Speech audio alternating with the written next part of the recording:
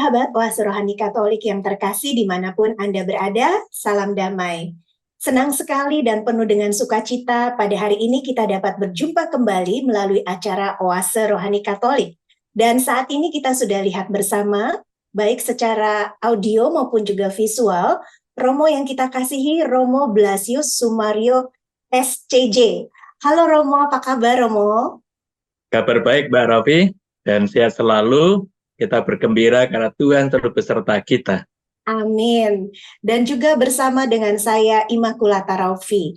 Selama kurang lebih 1 jam ke muka kita akan bersama-sama mendengarkan sabda Tuhan dan juga merenungkannya bersama dengan Romo Sumario.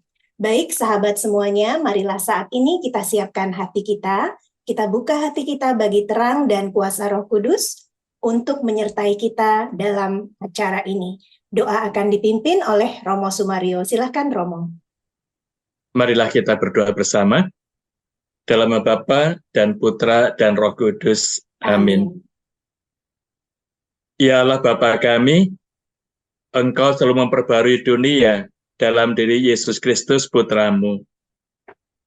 Kami mohon teguhkanlah iman, harapan, dan kasih kami untuk menyongsong kedatangan Putramu, sehingga kami pun benar-benar diperbarui, sebab Dialah Tuhan pengantara kami, yang hidup dan bertahta bersama Engkau dalam persekutuan Roh Kudus, hidup dan berkuasa Allah sepanjang segala masa. Amin. Amin. Dalam Bapa dan Putra dan Roh Kudus. Amin. Ya, terima kasih Romo Sumario. Romo, saat ini kita rekaman meskipun via Zoom, tapi tidak mengurangi sukacita kita ya Romo ya.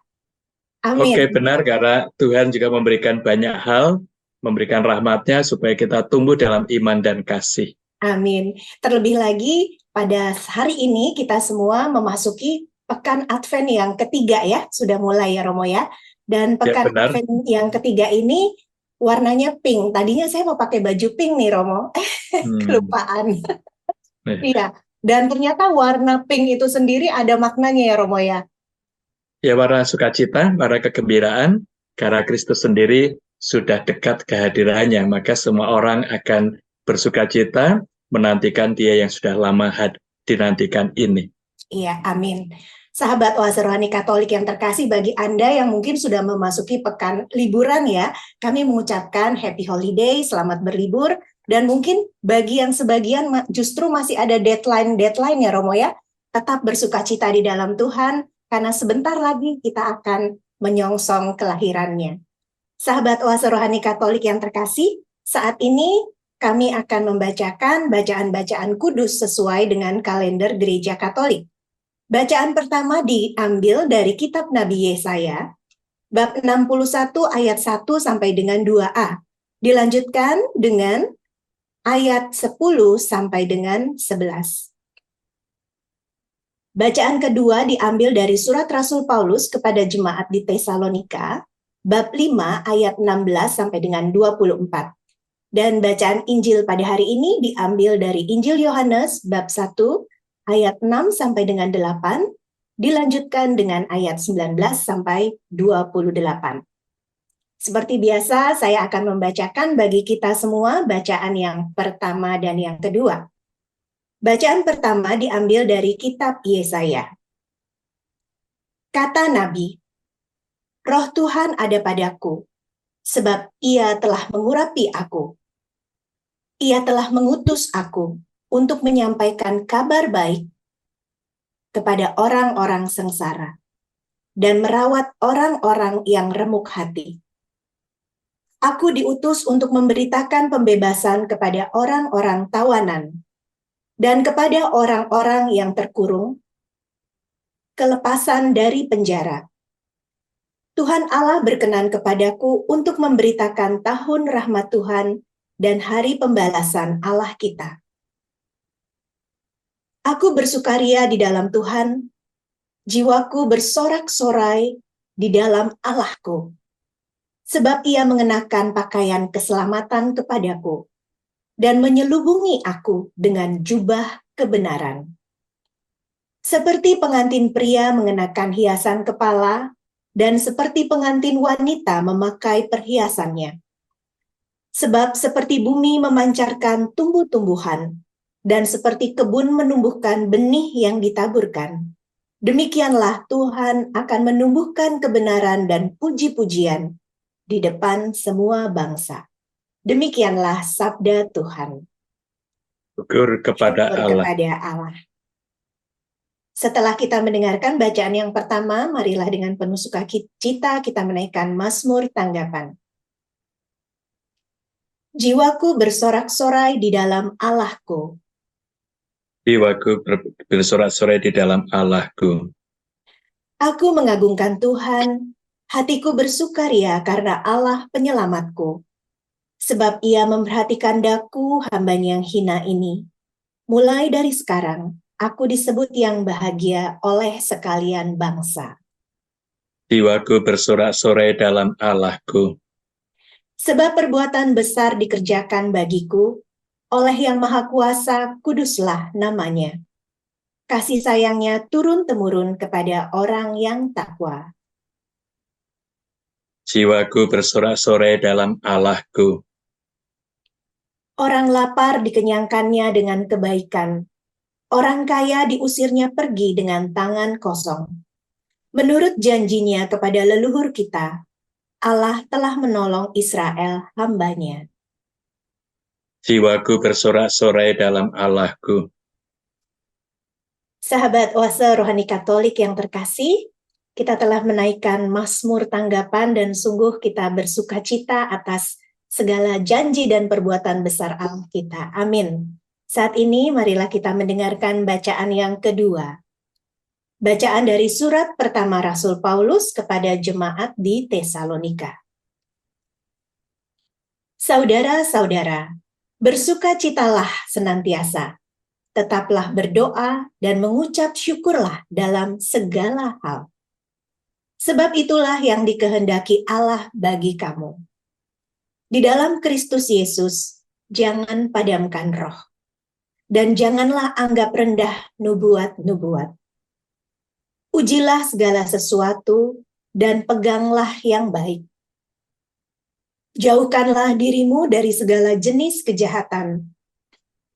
Semoga Allah damai sejahtera menguduskan kamu seluruhnya, dan semoga roh, jiwa, dan tubuhmu terpelihara sempurna dengan tak bercacat pada kedatangan Yesus Kristus, Tuhan kita. Ia yang memanggil kamu adalah setia, maka ia pun akan menggenapinya. Demikianlah sabda Tuhan. Syukur kepada Allah. Allah. Marilah saat ini kita mendengarkan dan menyiapkan hati untuk bacaan Injil. Haleluya. Haleluya. Roh Tuhan menaungi aku, Ia mengutus aku untuk menyampaikan kabar baik kepada orang-orang yang sengsara. Haleluya. Haleluya. Tuhan bersamamu. Dan bersama rohmu. Inilah Injil Yesus Kristus menurut Santo Yohanes. Dimuliakan.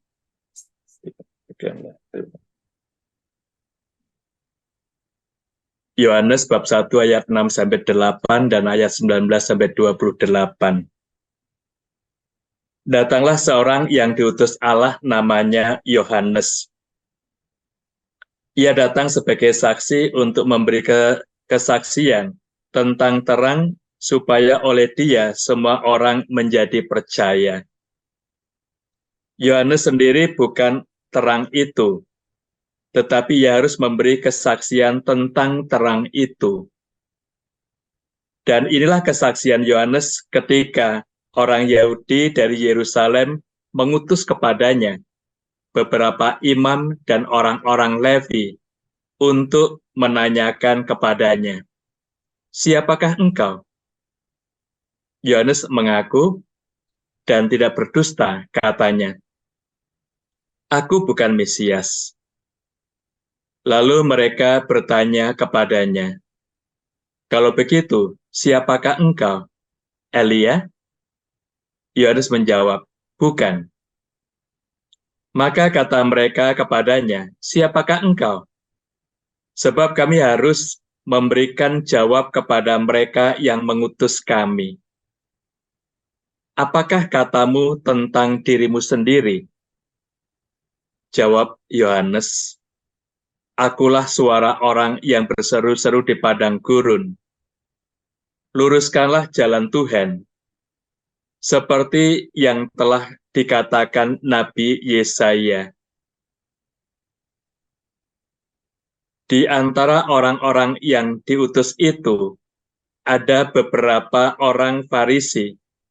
Mereka bertanya kepada Yohanes, mengapa engkau membaptis jikalau engkau bukan Mesias, bukan Elia, dan bukan Nabi yang akan datang? Yohanes menjawab kepada mereka, aku membaptis dengan air, tetapi di tengah-tengah kamu berdiri Dia yang tidak kamu kenal, yaitu Dia yang datang kemudian daripada aku. Membuka tali kasutnya pun aku tidak layak. Hal itu terjadi di Betania yang di seberang sungai Yordan, di mana Yohanes membaptis orang. Demikianlah sabda Tuhan. Terpujilah Kristus. Terima kasih Romo Sumario untuk bacaan Injil yang sudah kita dengarkan bersama. Romo, seperti biasa pada sesi yang pertama ini di Oase Rohani Katolik, kita akan berbincang-bincang mengenai bacaan pertama dan bacaan kedua tadi ya Romo ya. Dan nampaknya kental banget benang merahnya yang kalau saya rasakan ya Romo ya, yaitu ada kegembiraan, ada sukacita yang hendak dinyatakan itu Romo. Nah, hikmat apa nih Romo dari kedua bacaan itu bagi kita semua? Baik Bu Raufi dan sahabat Oase Rohani Katolik yang terkasih, kita memasuki minggu ketiga Advent yang sering disebut dengan Minggu Gaudate, Minggu Kegembiraan. Nah, kita bergembira karena memang Kristus Tuhan yang telah lama dinantikan kelahirannya itu segera datang. Dan juga bisa kita pahami melalui minggu ketiga ini, setelah ini kita akan bicara juga tentang tokoh-tokoh yang sekitar Yesus itu, seperti Zakaria, Elizabeth, dan juga Maria dan Yusuf, itu yang akan kita renungkan. Dan mulai tanggal 17 ini juga ada tradisi dalam gereja, itu novena Natal, sehingga kita juga ada persiapan batin kita untuk menyambut kehadiran Kristus Tuhan. Jadi yang kita sadari bahwa memang kegembiraan kita karena Kristus yang lama dinantikan itu akan segera datang. Seperti kita menantikan orang tua yang sudah lama berpisah dengan kita, kerinduan itu muncul saat hari-hari akan berjumpa. Nah, itulah suasana gereja, maka juga pakaian imam pun warna ungu yang muda atau juga pink. Itu ungkapan kegembiraan sukacita kehadiran Kristus Tuhan. Nah, dalam bacaan-bacaan hari ini, kegembiraan itu mempunyai dasar yang cukup jelas. Yesaya itu mampu mengubah pengalaman, perasaan Allah yang jauh, itu yang transenden, tidak bisa dijembatani oleh manusia, menjadi Allah yang dekat, imanen. Allah yang selalu menyertai kita, dan nanti juga Yesus disebut Emmanuel karena Allah yang beserta dengan kita, yang dekat dengan kita. Nah, tadi yang kita bisa lihat ungkapan Yesaya, Roh Tuhan ada padaku. Sehingga dia yang begitu jauh menurut tradisi perjanjian lama itu, oleh Yesaya mau diubah. Tuhan tidak jauh. Rohnya ada dalam diri kita. Dan dia akan bersama dengan kita. Lalu roh yang ada dalam pribadi kita ini ternyata mengubah diri kita. Yaitu tadi mengungkapkan bahwa dia sungguh akan membebaskan kita dari segala penderitaan dan derita. Tuhan juga akan mengurapi kita, mengutus kita. Nah, di sini akhirnya kita sadari bahwa Tuhan ada dalam pribadi kita mempunyai kegembiraan karena Tuhan ada dalam pribadi kita, tetapi kegembiraan bukan untuk diri kita. Kita diurapi, kita diutus. Amin. Maka di sini akhirnya semua orang diutus untuk mewartakan sukacita ini. Nah, itu sebenarnya yang bisa kita lihat dari pengalaman Yesaya tadi cukup konkret bagi kita bahwa Dia akan mengutus kita untuk berkembang di dalam iman dan kasih, berbagi sukacita, supaya semua orang merasakan kegembiraan. Nah, di sini kalau warta gembira itu selalu dibangkitkan, diwartakan, diwujudkan, jelas tidak akan ada derita atau tidak ada kesusahan dalam hidup. Itu yang kita sadari, maka di sini Tuhan ingin mengubah dunia ini menjadi tempat yang menggembirakan, yang membahagiakan. Tadi juga diungkapkan, yang di penjara akan dibebaskan, kemudian juga yang terbelenggu akan diringankan belenggu hidupnya. Lalu yang menjadi kegembiraan kita, dasar utamanya ungkapan Yesaya bahwa Tuhan itu sudah melengkapi kita dengan pakaian keselamatan. Itu sesuatu yang bisa kita sadari, pakaian keadilan, kejujuran, dan kita diselubungi dengan jubah kebenaran.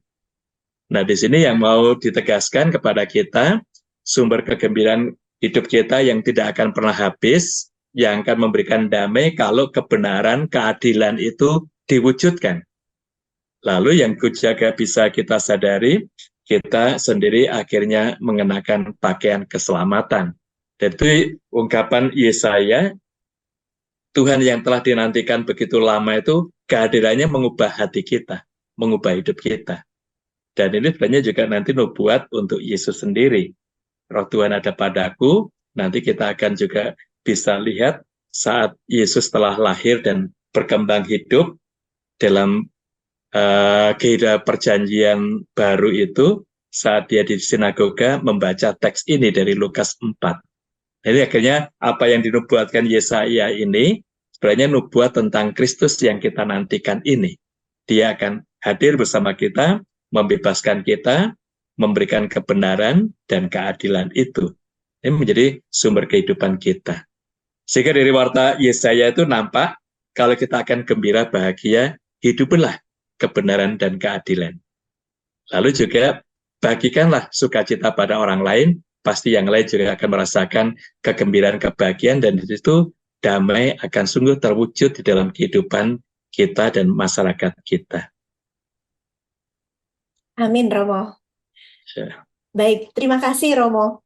Romo, tadi setelah Romo menjelaskan langkah-langkah supaya kita bisa mengalami sukacita ya Romo ya, seperti kita mengenakan kebenaran dan keadilan dan juga mewartakan kegembiraan itu sendiri ya Romo ya.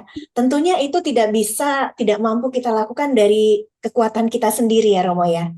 Pasti ada peran Roh Kudus di sini ya Romo. Nah, untuk sekarang ini Romo, pertanyaannya adalah, kadang kehadiran Roh Kudus itu bisa sungguh kita rasakan, ya Romo ya.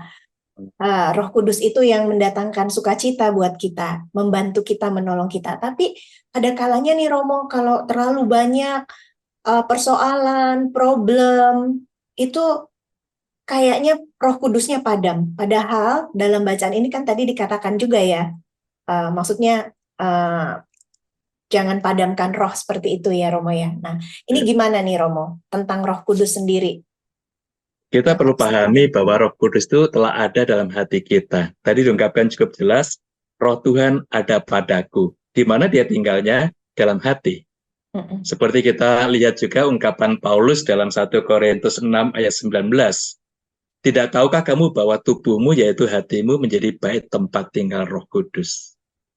Sehingga kita menerima Roh Kudus, pertama-tama sangat kita sadari saat kita dibaptis, imam yang membaptis itu mengoleskan minyak krisma di dahi kita, disitulah kita menerima tanda karunia Roh Kudus dalam pribadi kita. Dan Roh Kudus yang ditorehkan dengan tanda salib di dahi itu akhirnya masuk dan tinggal dalam hati kita. Istilah Jawa itu manjing. Itu berarti dia tinggal dan hidup di dalam hati kita. Manjing dalam hati itu. Nah, yang kita sadari, kita perhatikan dalam konteks ini. Nah, Roh Kudus memang ada dalam hati kita, tapi Roh Kudus tidak pernah mendikte kita. Kamu harus itu, harus ini. Dia memberikan kebebasan kepada kita. Namun kalau kita selalu ikuti bisikan Roh Kudus dalam pribadi kita, itu jelas kita akan terbebas dari kejahatan. Nah, kita sadari saja, kalau kita akan melakukan kesalahan, kita mempertimbangkan, pasti jangan kamu lakukan. Nah, dalam batin kita, dari hati kita itu juga detak jantung itu berdenyut, agak cepat. Deg-degan Kemudian ya, juga kita sendiri merasakan, jangan dilakukan, jangan dilakukan. Nah, itu kalau kita ikut bimbingan suara batin ini, kita akan bebas dari kejahatan. Namun kadangkala kita nekat, nggak apa-apa, hanya sekali saja kok. Nah, akhirnya kita jatuh. Dan Roh Kudus membiarkan kita, tidak menarik kita. Nah, di sini yang bisa kita sadari, kita perhatikan bahwa Roh Tuhan ada padaku, itu sungguh, Dia tinggal dalam hati kita, dan Dia selalu terbuka. Maka kalau kita ada kesulitan, kita hening sejenak, Roh Kudus tolonglah saya, itu sungguh akan mendapatkan bantuan. Karena itu tadi Paulus juga ungkapkan dalam bacaan kedua, jangan padamkan Roh Kudus yang ada dalam hati kita. Itu suatu pengalaman yang cukup konkret. Saya juga punya pengalaman yang istimewa dengan Roh Kudus ini. Saat saya tugas di Lampung, saya akan mengajar ke susteran, kemudian saya bawa mobil di tikungan jalan, ada motor yang nyelonong, ambil jalur saya, tidak mau beradu kambing, kepala kambing. Akhirnya motor itu numbur saya. Dan akhirnya saya berdoa, ya Tuhan Roh Kudus, tolonglah saya. Hanya itu saja. Kemudian memang kendaraan macet kanan kiri, lalu datang yang pertama masyarakat di situ, profesinya sopir. Dia ungkapkan, Bapak, mengapa tidak dilanjutkan? Lanjutkan gimana? Tumbur saja, supaya urusannya gampang. Oh, saya nggak sampai hati untuk sampai itu. Nah, kemudian banyak yang lain datang, dan Bapak itu yang menenangkan warga. Tidak, Bapak ini tidak salah. Yang salah motor itu. Nah, ini biasanya kan yang membawa mobil itu akan disalahkan. Nah, akhirnya, saya kan awalnya Tuhan dan Roh Kudus, tolonglah saya. Hanya itu. Yang datang pertama, orang yang seprofesi sebagai sopir. Nah, akhirnya dia yang menenangkan teman-temannya. Akhirnya tenang dan banyak bantuan hadir. Nah, itu yang sebenarnya kita dalam situasi-situasi hidup kita, kalau ada kesulitan kita tidak mohon bantuan Roh Kudus, justru kita menyalahkan Tuhan. Itu yang bahaya. Tuhan, mengapa engkau membiarkan saya demikian? Mengapa engkau tega dan sebagainya? Padahal kita perlu rendah hati dan perlu kepercayaan. Tuhan, tolonglah saya. Amin. Itu Roh Kudus yang ada dalam pribadi kita. Ini yang kita sadari, kita perhatikan. Saya sadar di tempat itu kalau ada kecelakaan, pasti sopir mobil itu yang disalahkan, diperas dan sebagainya. Saya nggak ada apa-apa di situ. Justru saya dibantu oleh banyak orang. Itu terutama dengan ungkapan tadi, Roh Kudus, tolonglah saya. Itu yang kita lihat, kita perhatikan dalam dinamika, maka kita sadar setiap orang pasti ada tantangan, pasti ada kesulitan. Tapi ungkapan Paulus tadi, jangan padamkan Roh Kudus. Maka berserulah dengan Roh Kudus itu. Pasti kita akan mendapatkan pertolongan, dan setelah itu saya gembira. Saya bahagia. Karena tidak urusannya semua lancar, dan orang itu juga bisa kami bantu dengan pengobatan, tetapi juga di balik itu banyak orang yang terlibat, yang menolong, yang bersahabat, bersatu. Itu sesuatu yang gerakan Roh Kudus yang ada dalam hidup kita. Baik, Romo. Terima kasih Romo Sumario untuk permenungan dari bacaan pertama ini yang sungguh menyadarkan kita ya Romo ya, juga akan kehadiran Roh Kudus, Roh Allah yang sudah ada di dalam hati kita, seperti tadi yang diucapkan oleh Nabi Yesaya. Baik Romo dan sahabat Oase Rohani Katolik yang terkasih, kita akan melanjutkan di sesi yang kedua pada sesi dialog iman setelah yang satu ini.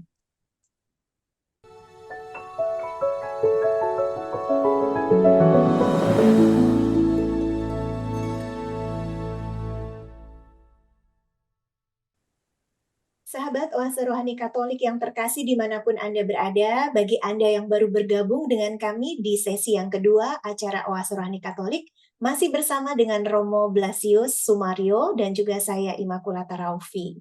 Baik Romo, kita akan lanjut berbincang-bincang ya Romo ya.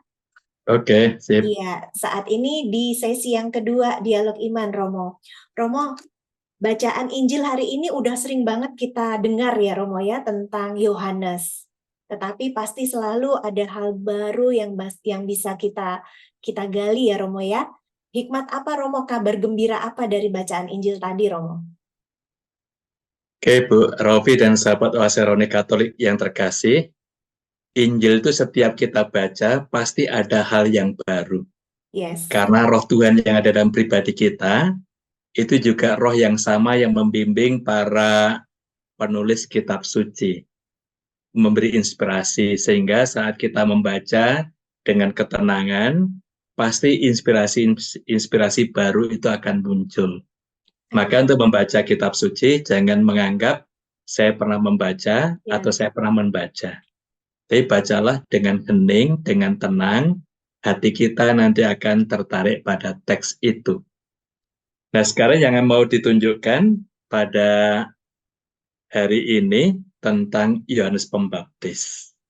Kita sadar bahwa tokoh-tokoh sekitar Yesus itulah yang akan juga tampil pada minggu-minggu ini sampai nanti kelahiran Yesus. Nanti akan kita temukan dalam Ekaristi tiap hari ditonjolkan satu tokoh yang zaman transisi antara perjanjian lama dan perjanjian baru.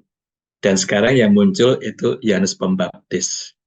Kalau pada hari Minggu yang lalu ditonjolkan dialah suara yang berseru-seru di padang gurun, pada hari ini yang mau ditekankan adalah kesaksian Yohanes ini. Jadi akan menolong kita untuk melihat seperti tadi dalam bacaan yang pertama, roh Tuhan ada padaku, mengurapi aku dan aku diutus. Yohanes sadar, roh Tuhan ada pada pribadi dia. Dan itu sangat kita lihat, kita rasakan saat kunjungan Maria kepada Elizabeth, dan Elizabeth memberi salam kepada Maria, akhirnya juga roh Tuhan itu memenuhi Elizabeth dan Yohanes, sehingga Yohanes bersorak gembira dalam kandungan Elizabeth ibunya. Nah, itu yang kita sadari bahwa roh Tuhan memang ada dalam pribadi Yohanes ini, dan dia selalu menghidupi roh itu. Maka akhirnya sekarang ini dia memberikan kesaksian tentang terang itu. Maka tadi diungkapkan juga cukup jelas bahwa terang yang menerangi kegelapan, dan kegelapan itu tidak akan menguasainya. Dan itu sebenarnya yang mau ditawarkan adalah Yesus yang menerangi dunia, mau mengatasi kegelapan yang ada di tengah dunia, kejahatan itu, dan kita tahu bahwa kejahatan tidak pernah bisa mengalahkan Yesus. Juga kita bisa melihat dalam karya-karya Yesus nanti, bahwa roh-roh jahat pun tunduk kepada dia. Maka ini akhirnya mau ditunjukkan oleh Yohanes ini, dia memberikan kesaksian bahwa roh terang itu ada dalam dunia ini, dan kegelapan tidak bisa menguasainya. Itu yang kita sadari, kita perhatikan dalam dinamika ini, maka orang-orang yang ada di sekitar itu, siapakah orang ini? Nah, itu akhirnya mereka bertanya. Dan juga diungkapkan, Yohanes tadi, aku mengungkapkan dengan jujur dan tidak berdusta. Inilah salah satu ciri orang yang selalu digerakkan oleh Allah, tidak bisa berdusta dan selalu jujur mengungkapkan kebenaran. Itu sebenarnya juga mengingatkan kita sebagai umatnya Tuhan yang dipenuhi dengan Roh Kudus, kita jangan melakukan yang tidak benar. Itu sebenarnya yang kita mau dilihat, kesaksian Yohanes itu menolong kita bahwa kita pun diutus untuk selalu mengungkapkan kebenaran ini. Nah, dia bukan Mesias. Mengapa demikian? Karena memang banyak orang menantikan kehadiran Mesias itu penebus penyelamat, dan dia itu mempunyai kuasa ilahi yang akhirnya bisa membebaskan orang dari segala belenggu. Yohanes katakan dengan jujur, saya bukan itu. Karena orang juga melihat tanda-tanda gerakan pertobatan itu sudah mengagumkan banyak orang. Mungkinkah dia ini Mesias? Dia katakan, saya bukan dia. Kemudian juga bukan Elia. Nah, kita sadar dalam perjanjian lama, Elia kan naik ke surga. Mereka melihat. Dan mereka juga percaya bahwa dia akan datang kembali ke dunia ini. Nah, itu yang dinantikan, Elia itu. Maka ini akhirnya Yohanes juga jujur. Karena kalau Elia datang, itu berarti akhir zaman sudah dekat. Nah, dia juga jujur, saya bukan itu. Kemudian juga diungkapkan, aku bukan nabi. Nabi itu orang yang selalu menyadarkan orang lain supaya bertobat, karena juga akhir zaman sudah dekat. Sehingga kalau Nabi datang, itu juga bagi mereka akhir zaman sudah dekat. Dia bukan ini. Tapi memang dia menyadarkan orang supaya menyiapkan jalan untuk menerima kehadiran Tuhan. Dengan bedanya, yang perjanjian lama, kalau Tuhan datang, akhir zaman sudah dekat. Tapi Yohanes tidak. Dia mempersiapkan orang untuk menerima kehadiran Tuhan, sehingga Tuhan membimbing umat manusia untuk dikuasai dengan rohnya, dengan cinta kasihnya. Nah, itu yang ditekankan kesaksian Yohanes ini, memang kesaksiannya benar. Dengan demikian kita diajak untuk alih figur dari figur Yohanes yang kita dambakan, kita nantikan, beralih kepada Yesus. Sehingga nanti juga dalam kesaksian benar bahwa orang-orang Farisi juga mau tahu, kalau kamu bukan nabi, mengapa kamu membaptis? Kalau bukan Elia dan bukan Mesias, mengapa kamu membaptis? Nah, baptisan Yohanes itu baptisan air, tanda orang mau bertobat. Tanda orang mau memperbaiki dirinya. Maka juga dalam baptisan itu salah satu hal yang dituntut adalah pertobatan. Ini gerakan ini, gerakan tanda orang bertobat. Maka Yesus, dia tekankan dengan benar, saya membaptis dengan air, tetapi Yesus yang akan datang membaptis dengan Roh Kudus. Dan kerendahan hati Yohanes juga diungkapkan. Dia yang dikagumi banyak orang itu, diikuti banyak orang, ungkapkan dan sadar, membuka tali kasutnya pun aku tidak layak. Itu mengungkapkan betapa luhur, mulia, Yesus yang akan datang yang dinantikan itu. Dan yang dinantikan inilah yang nanti juga akan kita rayakan dalam perayaan Natal. Sehingga kita sadari dengan perayaan Natal itu bayi yang lahir ini bukan bayi biasa. Tapi dia yang mempunyai kualitas yang tadi diwartakan oleh Yohanes dan yang dinantikan oleh kita semua. Itu yang terjadi dalam dinamika ini, maka Yohanes ditampilkan sebagai pribadi yang sungguh mengungkapkan kebenaran, dan kita juga diajak untuk selalu menyatakan kebenaran dalam hidup ini. Ya, amin Romo, terima kasih Romo. Jadi menarik ya Romo ya, kalau kita semakin memahami bacaan dalam kitab suci. Di minggu lalu tokoh Yohanes ini berseru-seru di padang gurun ya Romo, tetapi saat ini adalah bersaksi tentang Yesus sendiri ya Romo ya. Ya, Romo, pertanyaannya nih Romo, kalau tadi Yohanes itu begitu rendah hati ya Romo ya, menyatakan bahwa dia bukan Mesias, dia bukan Nabi Elia, dia juga bukan seorang nabi, padahal jelas-jelas Yohanes ini mengajak orang untuk bertobat nih Romo. Nah, pertanyaan saya adalah, kita sebagai manusia berdosa nih Romo, apakah kita pun setelah mendengarkan kisah Yohanes ini bisa percaya diri gitu Romo, bahwa saya juga orang berdosa, saya juga bukan nabi gitu kan ya, tapi mampukah saya untuk bersaksi tentang Yesus? Bagaimana caranya Romo? Cara yang utama adalah kita menyadari kita ini dikasih Tuhan. Saya berdosa, tapi dia mempunyai kasih. Maka dia mengampuni dosa kita. Nah, dengan pengalaman diampuni itu akhirnya kita sadar bahwa Tuhan sungguh memberikan kekuatan dalam pribadi kita. Itu yang kita sadari.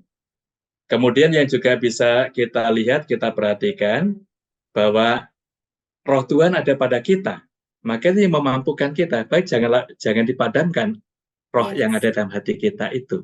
Nah, dialah yang memampukan kita. Sehingga dengan pengalaman kasih, pengalaman diampuni, kita bahagia, ya kita wartakan. Seperti Yohanes tadi, dia tahu Yesus itu yang istimewa. Bahkan kerendahan hati Yohanes juga diungkapkan dalam Injil bab berikutnya, biarlah aku semakin kecil pengaruhku di antara masyarakat, Yesus semakin besar. Itu suatu ungkapan kerendahan hati. Nah, itu orang yang dijiwai oleh Roh Allah pasti akan rendah hati di dalam hidup. Iya, amin Romo.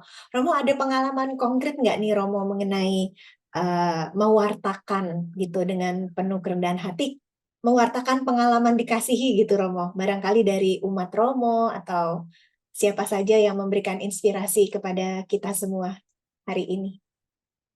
Nah, dari pengalaman masyarakat juga banyak yang bisa kita jumpai, kita alami. Banyak orang diremehkan oleh orang lain, tapi dia tidak marah. Diremehkan, oke, itu pendapatmu, tapi bagi saya itu tidak benar. Nah, ternyata dia dengan diremehkan itu justru terpacu berjuang sungguh-sungguh. Dan akhirnya yang dia berjuang sungguh-sungguh itu bisa berhasil karena ketekunannya, tetapi juga dia tidak lupa untuk mohon berkat Tuhan. Ini yang kita sadari, kita perhatikan dalam dinamika hidup kita. Ya, baik Romo. Romo, kalau pengalaman dikasihi, pengalaman diampuni, saya jadi teringat Romo, saya punya seorang teman, kakak kelas saya, dan saya terkejut sekali ketika saya pergi ke penjara, rumah rutan ya, jadi tempat singgah dulu sementara gitu Romo, di daerah Tangerang sana. Saya lihat dia gitu Romo. Saya terkejut karena saya tahu dia kakak kelas saya loh. Kenapa bisa ada di sini kayak gitu Romo ya.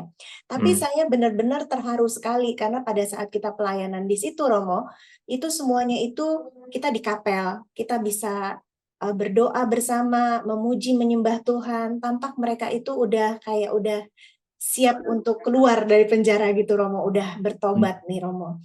Nah, terus ada kesempatan saya bisa ngobrol sama kakak kelas saya itu, ngobrol-ngobrol tentang waktu pas kita SMP, dia kakak kelas saya waktu SMP. Gitu. Terus saya sempat tanya sih, nanti setelah dari sini, setelah keluar, dia beberapa bulan lagi akan keluar. Itu bagaimana? Jawabannya sih singkat aja. Dia bilang yang pasti dia akan merawat ibunya, karena dia masih punya ibu. Dan dia bilang, saya di sini justru merasa dikasihi Tuhan, katanya. Di dalam penjara itu, dia merasa dicintai Tuhan. Jadi tadi pas Romo bilang ada pengalaman diampuni, pengalaman dikasihi, saya langsung catat sih karena memang benar pengalaman-pengalaman tersebut itu mengubah orang. Jadi ternyata kakak kelas saya itu masuk ke situ karena narkoba. Gitu, karena narkoba. Jadi dia bilang dia pasti bertobat, tidak akan pakai lagi, tidak akan berhubungan lagi, dan dia mau menjadi orang yang baik. Ya gitu aja, merawat ibunya. Nah, itu ternyata luar biasa ya, pengalaman dikasih dan diampuni itu ya, Iya benar, memang dengan pengalaman-pengalaman semacam ini kita bisa melihat kebaikan Tuhan, tapi juga kebaikan sesama kita. Maka dengan demikian kita semakin rendah hati. Nah, kita sadar orang yang rendah hati itu pasti mampu menghargai orang lain.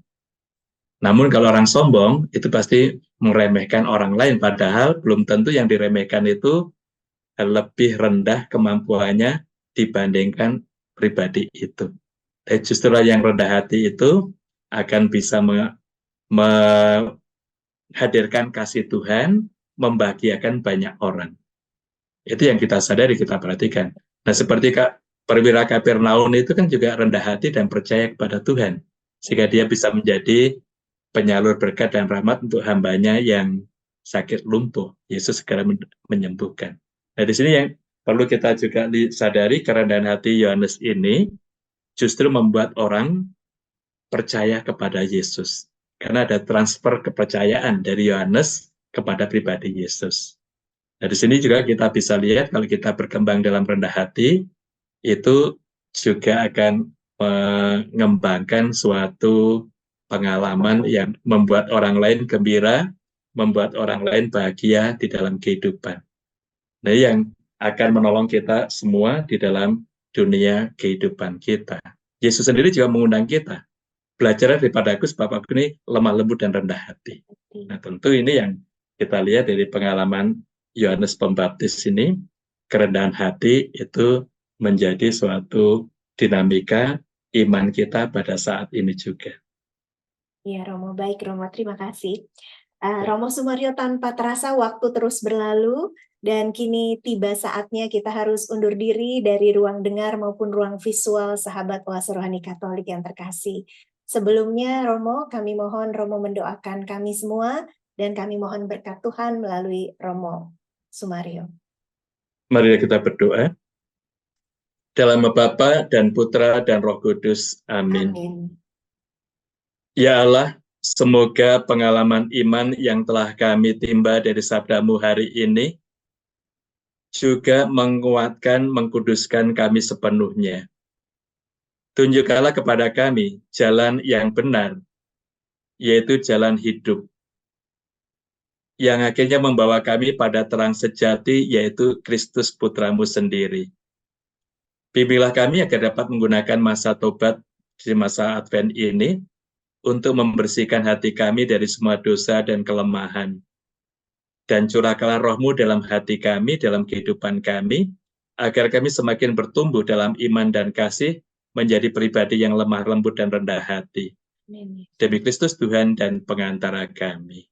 Amin. Amin. Dalam nama Tuhan bersamamu dan dan bersama rohmu. rohmu. Hidup, karya, doa, dan seluruh anggota keluarga kita selalu dibimbing berkat Maha Kuasa, Bapa dan Putra dan Roh Kudus. Amin. Amin.